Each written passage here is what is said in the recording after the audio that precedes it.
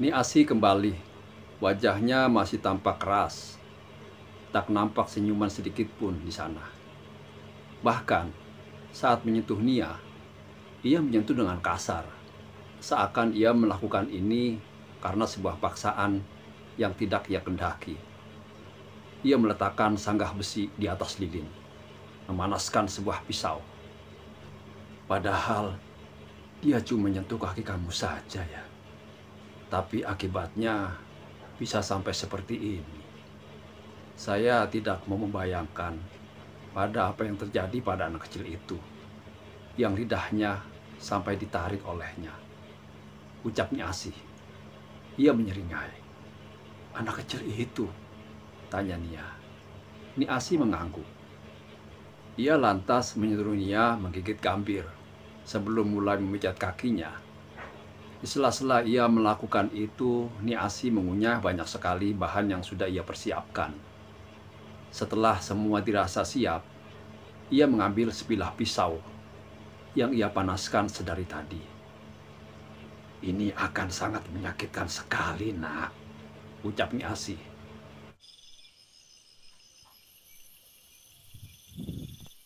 Tanpa membuang waktu, Niasi mengiris luka Nia. Dan ia meronta-ronta, teriakannya tertahan Gambir yang ia gigit. Ototnya mengejang, rasa sakit luar biasa yang bahkan Nia tidak pernah bayangkan sebelumnya. Nia terus-menerus mencoba melepaskan diri dari jeratan, namun sia-sia. Ada saat-saat di mana Nia bahkan berpikir untuk mati saja. Namun ia terus sadar dan merasakan semuanya. Dunia seperti berputar semakin cepat. Niasi terus bergumam, jampi-jampi yang bahkan Nia tidak tahu apa yang ia katakan. Yang Nia sadar adalah ada sosok di belakang Niasi. Sosok yang pernah Nia lihat berdiri di belakang Niasi, menatapnya dengan kepala miring, seakan menikmati rasa sakit yang Nia rasakan. Niasi lalu berteriak, "Saya tahu kamu ada di sini." Nia masih menekan rasa sakitnya, bercampur dengan rasa takutnya. "Jangan takut, nak. Yang kamu lihat adalah ibu saya." Untuk kali pertama, Nia mendengar suara Niasi begitu lirih, begitu menenangkan. Sosok itu hanya berdiri sebelum Nia akhirnya tidak sadarkan diri. Ia terbangun, menatap Niika yang sudah berduduk di sampingnya. Niika lantas bangun, membelai rambut Nia, memintanya untuk istirahat sebelum Niasi masuk dan mengatakannya, "Malam ini kunci anak ini lagi di kamar itu," kata Niasi. "Apa tidak bisa nih bila dilakukan saat Nia sudah jauh lebih baik?" kata Niika. Niasi tersenyum sinis. Ia menatap Nia. Ia masih menganggap anaknya masih hidup. Anak yang sudah digugurkan itu. Anak yang memang tidak ada sejak kejadian itu. Ia tidak akan melepaskan Nia. Tidak sampai Nia sendiri yang mengatakan, si anak bukanlah Nia itu sendiri. Nia harus bertemu ibu saya, ujar Niasi. Hari mulai petang. Mobil yang membawa Nia mulai memasuki pagar. Nia melihat semua anak berkumpul menunggunya. Namun, Nia tidak melihat kehadiran Silvi. Lantas, Nia duduk di kursi roda. Niika mendorongnya menuju kamar itu. Sekarang Nia tahu bagaimana Niika menyembunyikan tangga. Rupanya begitulah cara Pamong menyembunyikan segalanya. Ni Epa dan Ni Elin membantu Nia. Menuntunnya perlahan-lahan hingga Nia bisa mencium lagi bau apek yang pernah ia hirup di kamar ini. Niika menundukkan Nia di sebuah kursi lusuh yang pernah Nia lihat sebelumnya. Nia hanya duduk sembari mengawasi Niika yang membersihkan apa yang bisa ia bersihkan. Dulu rumah ini adalah rumah tempat wanita-wanita mengaborsi janin yang ia kandung, ucap Niika. Ia beberapa kali menirik Nia, memastikan gadis itu tetap nyaman di tempat duduknya.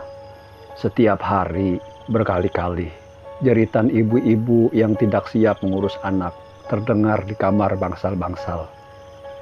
Niika menatap nanar jendela, dan mungkin pemilik rumah ini adalah sosok paling berdosa di balik semua peristiwa kelam itu. Namun, Tidak ada yang pernah berpikir bahwa ia menyimpan penderitaan itu sendirian. Berkabung seorang diri, sampai suatu malam ia bermimpi. Mimpi bahwa ia tengah mengandung seorang anak. Nika menatap Nia, namun yang sebenarnya terjadi, ia tidak pernah mengandung. Setiap kali ia diingatkan bahwa ia tidak mengandung janin di dalam perutnya, ia menolak, bersikeras bahwa ia mengandung.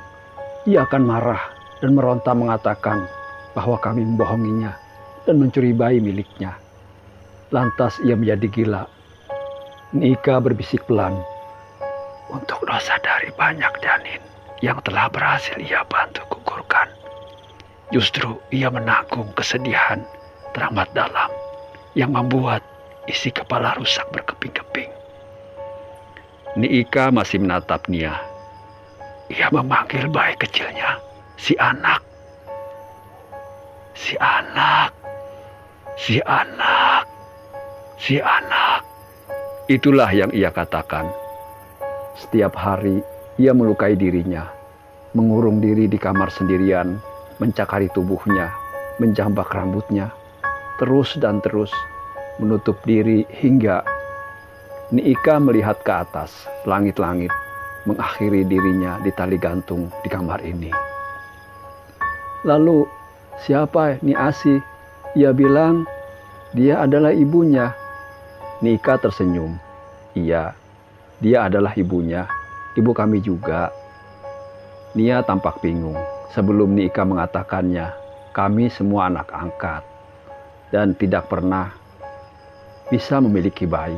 Karena ia mandul, saut Nia. Nika mengangguk.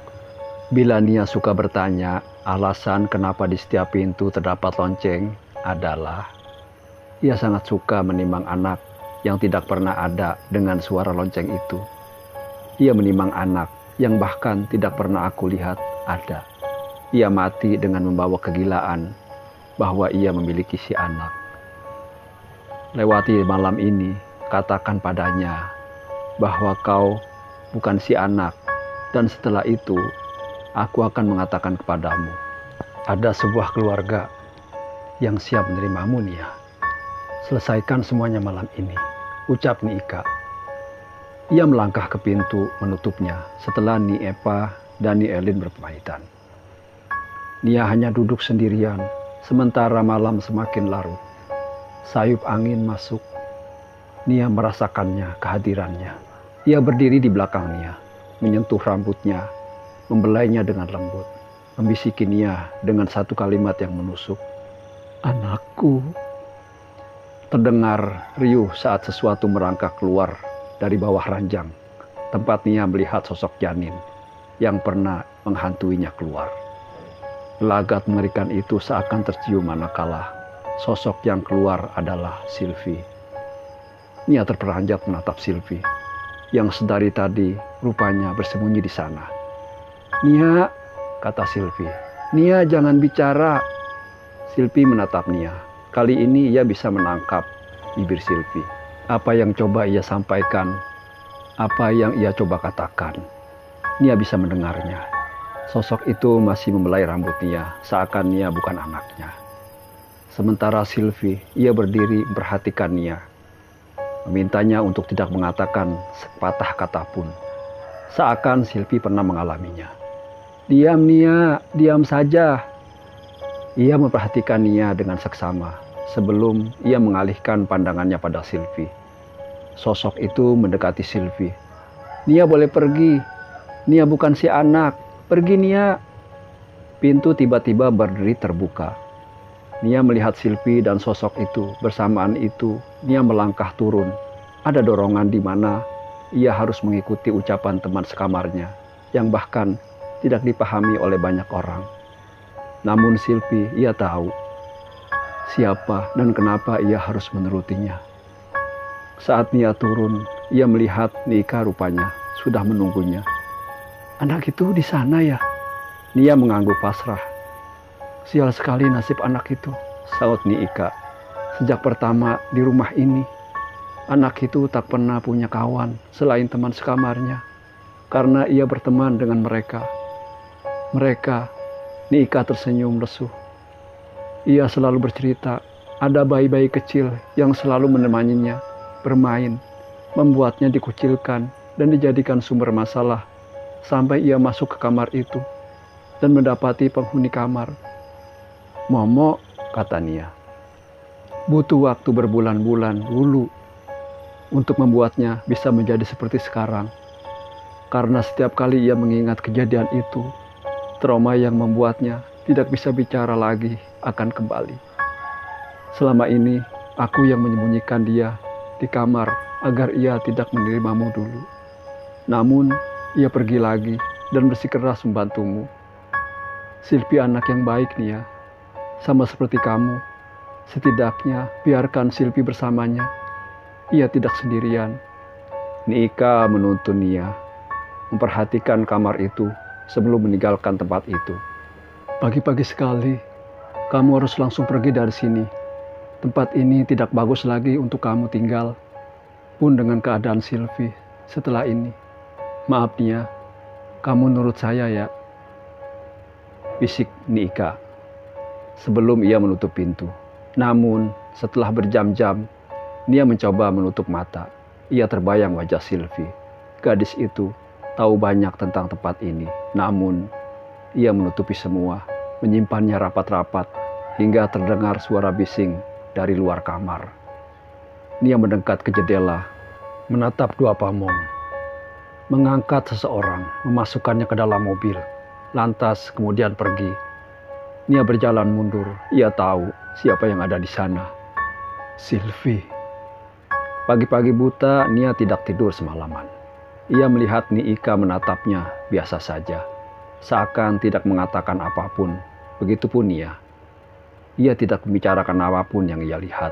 Lantas kemudian ia mengatakannya, "Kamu bisa pergi sekarang." Sebelum meninggalkan tempat itu, Nia terdiam menatap foto, memandanginya lama. Lantas kemudian berjalan pergi. Nanti ada keluarga yang akan menerima kamu, sama baiknya seperti kami menerima kamu. Jaga diri baik-baik. Satu lagi, Silvi baik-baik saja. Bohong, batin Nia. Namun Nia tidak mengatakannya. Ia pergi seperti perintah. Namun bila memang gadis kecil itu baik-baik saja, maka setidaknya Nia ingin bertemu sekali saja. Namun hal itu tidak akan terjadi. Nia pergi meninggalkan tempat itu, mengunci dirinya sendiri dengan segala hal buruk. Rahasia apapun yang dimiliki rumah itu, Nia merasa seperti memang sengaja tidak diungkap. Namun satu yang ia pelajari, bila memang dulu rumah itu adalah tempat untuk pijat aborsi, apakah selamanya mereka yang gagal untuk lahir terus dan terus akan membayangi sisi rumah ini? Entahlah, Nia pergi dan tidak akan menengok rumah itu lagi. Tidak, bahkan hingga saat ini. Sekian, Assalamualaikum warahmatullahi wabarakatuh.